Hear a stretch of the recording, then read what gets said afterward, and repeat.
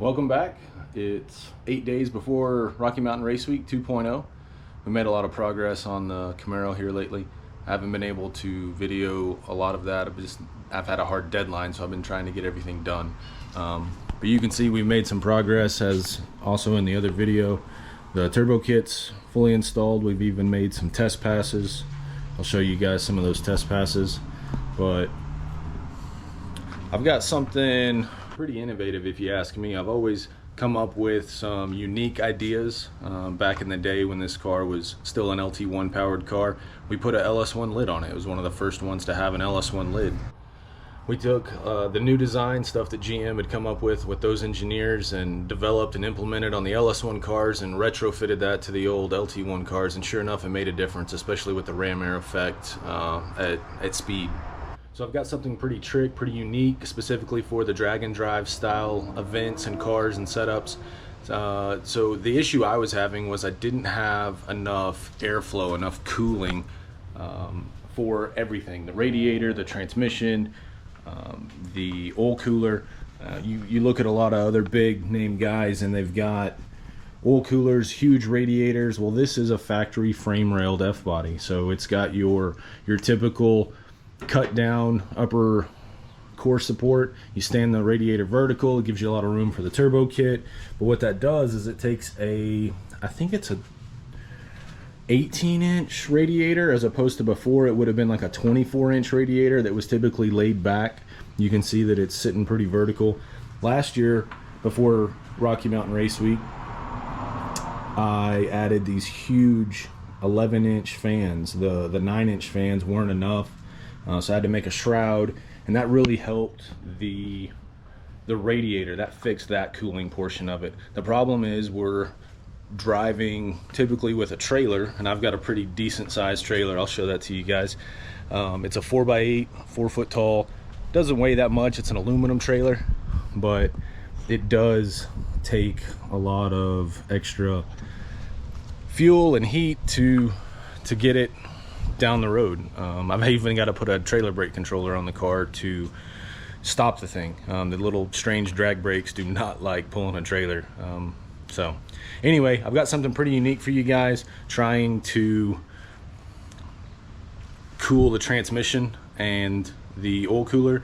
I had 2 coolers in the back of the car last year, and all the hot exhaust that ran underneath the car, all the engine bay heat would travel to the back of the car, and that would just heat up the coolers.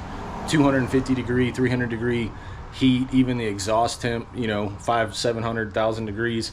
All that heat was going underneath the back of the car to the coolers that are here in the rear, where I've got a T-top delete panel.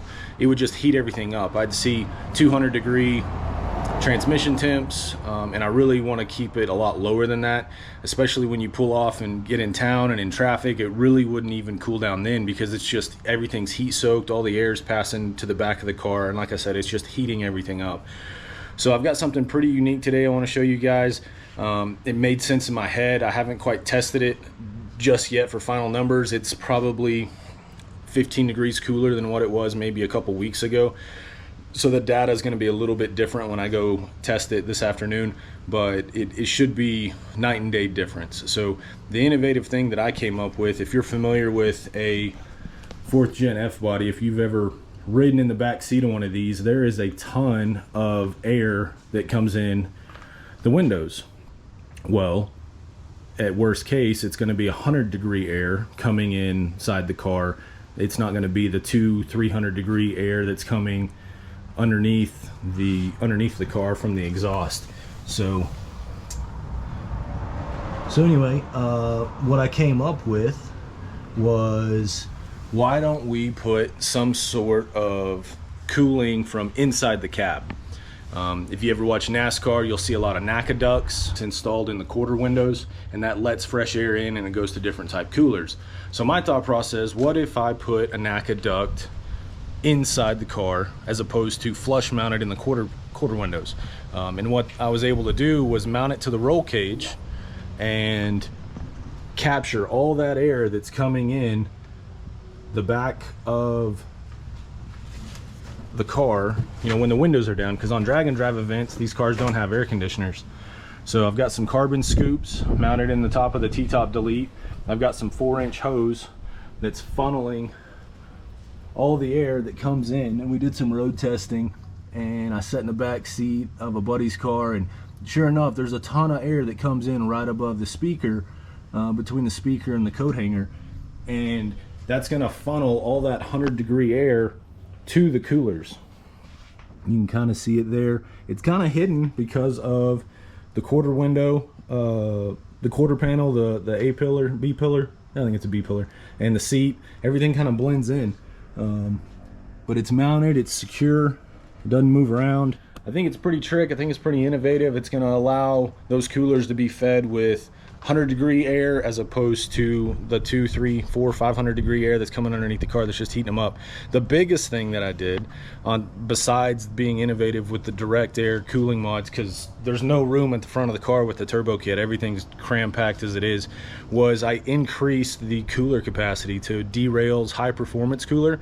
Instead of $175 for your typical cooler, this one is $500, and it has 95,000 BTUs. That's 3 times the cooling capacity that the old dual core 16-row derail coolers were.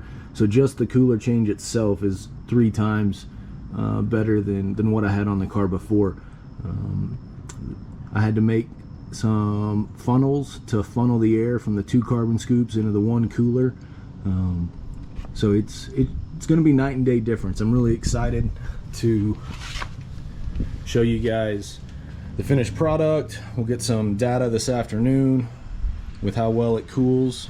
And one last thing that I did want to mention, the NACA ducts and the scoops that are in top of the T-top panel are carbon fiber. I've always been a big fan of carbon fiber. They're made by a company called Chillout Systems, and we'll be ready to go for Rocky Mountain Race Week. We'll see you guys there. 7 days.